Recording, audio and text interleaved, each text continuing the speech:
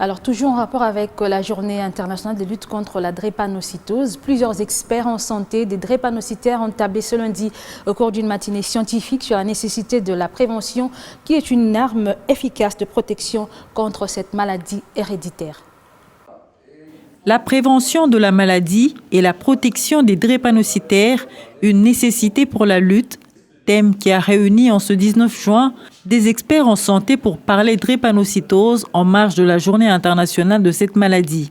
Ces professionnels de santé ont martelé sur l'importance du dépistage, c'est-à-dire l'électrophorèse, qui est un facteur majeur qui met à l'abri de cette affection héréditaire. Cet expert revient ici sur l'objet de cette matinée scientifique. Pour cette journée scientifique, nous allons retenir la prévention. La prévention, parce que la drépanocytose, c'est une maladie à retombées sociales, psychologiques, économiques très lourdes.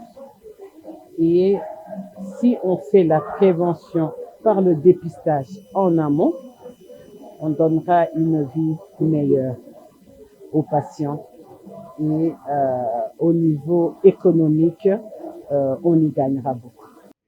Et qu'en est-il des avancées en termes de prise en charge? Pour ces professionnels de santé, plusieurs mécanismes sont en vue pour une bonne prise en charge pour tous. Aujourd'hui, d'abord, au niveau de la connaissance, de plus en plus on comprend mieux la maladie qu'il y a 20 ans.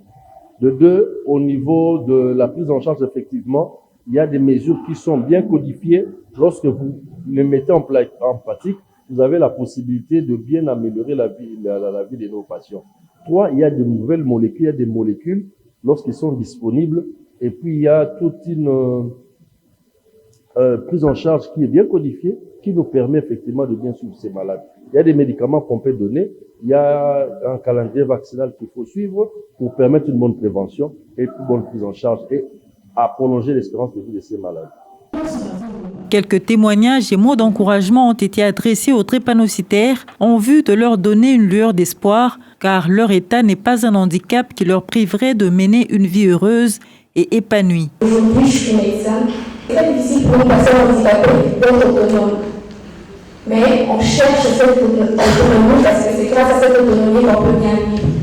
Et je pense que dans la salle, peut-être qu'il y a des mamans à qui j'encourage de continuer le suivi de vos enfants. Ils deviendront quelqu'un.